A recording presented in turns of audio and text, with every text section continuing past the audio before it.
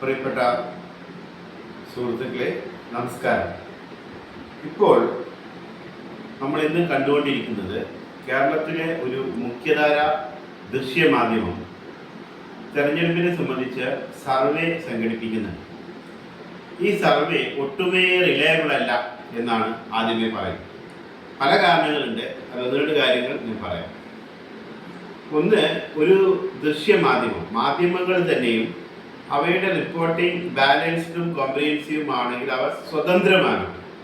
ഇപ്പോൾ CPM-ന്റെ നേതൃത്വത്തിലുള്ള ഇടതുപക്ഷ ജനാധിപത്യ മുന്നണിയെ ഭയപ്പെട്ടുകൊണ്ടാണ് ഇപ്പോൾ സർവേ സംഘടിപ്പിക്കുന്ന ഈ ചാനൽ പ്രവർത്തിക്കുന്നത്. കാരണം അവർക്ക് ചില പ്രശ്നങ്ങളുണ്ട്. നമുക്കറിയാം, ചില കേസുകളുമായി ബന്ധപ്പെട്ടൊക്കെ, മരമുറി കേസുകളുമായി ബന്ധപ്പെട്ടൊക്കെ ബന്ധമുള്ള ആളുകളൊക്കെ അതിനകത്തുണ്ട്. അപ്പോൾ അത്തരം ആളുകളെ സംബന്ധിച്ചിടത്തോളം ഒരു സ്വതന്ത്രവും നിഷ്പക്ഷവുമായ സർവേ നടത്തുക സാധ്യമല്ല. അപ്പോൾ ഇവിടെ ഞാൻ അതിൻ്റെ ഒന്ന് രണ്ട് പോരായ്മകൾ ചൂണ്ടിക്കാൻ. ഇതൊരു ഓൺലൈൻ സർവേയാണ്. അപ്പോൾ ഇതിനകത്ത് എന്താ സംഭവിക്കുക?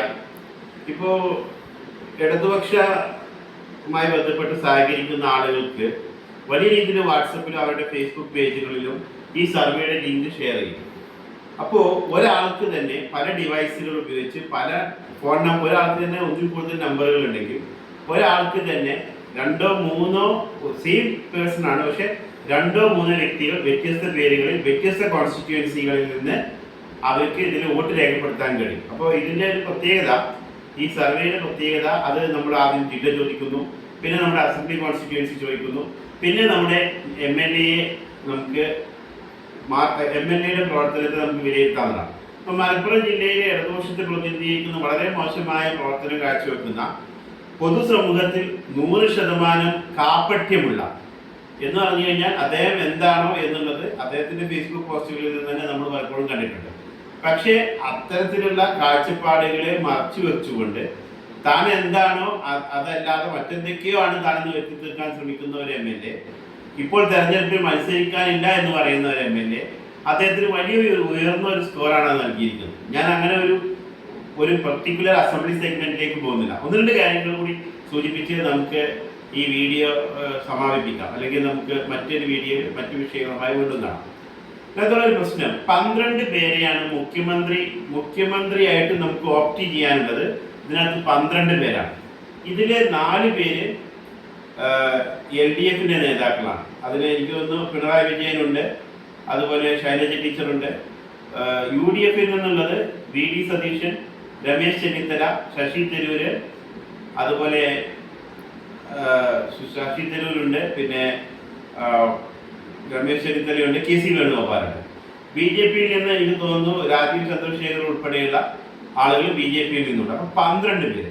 യഥാർത്ഥത്തിൽ നമ്മൾ നോക്കിക്കഴിഞ്ഞാൽ കേരളത്തിലെ ഏറ്റവും കൂടുതൽ BJP-ക്ക് വോട്ട് ലഭിക്കുന്ന സമയത്ത് പോലും സംസ്ഥാനത്തുടനീളമുള്ള സാഹചര്യത്തെ പരിശോധിച്ചാൽ BJP-ക്ക് ഒരു 10-15% വോട്ടുകളാണ് ഉള്ളത്. അപ്പോൾ ഈ മൊത്തം ഒരു 12 പേരെയാണ് മുഖ്യമന്ത്രിയായി ചൂസ് ചെയ്യാനുള്ളതെങ്കിൽ ഈ LDF-നും UDF-നും 4 LDF-ൽ നിന്നും UDF-ൽ നിന്നും 4 പേരെ മുഖ്യമന്ത്രിയായി ചൂസ് ചെയ്യാനുള്ള ഓപ്ഷൻ കൊടുത്തിരിക്കെ BJP-യിൽ നിന്നും അതേ എണ്ണം ആളുകളെ മുഖ്യമന്ത്രിയായി ചൂസ് ചെയ്യാനുള്ള ഓപ്ഷൻ കൊടുത്തത് ശരിയായില്ല. എന്നാൽ BJP ഇവിടെ അധികാരത്തിൽ വരാൻ പോകുന്നില്ല എന്ന് എല്ലാവർക്കും അറിയാം. കേന്ദ്ര ഗവൺമെന്റ് പോലും അങ്ങനെ കരുതുന്നില്ല.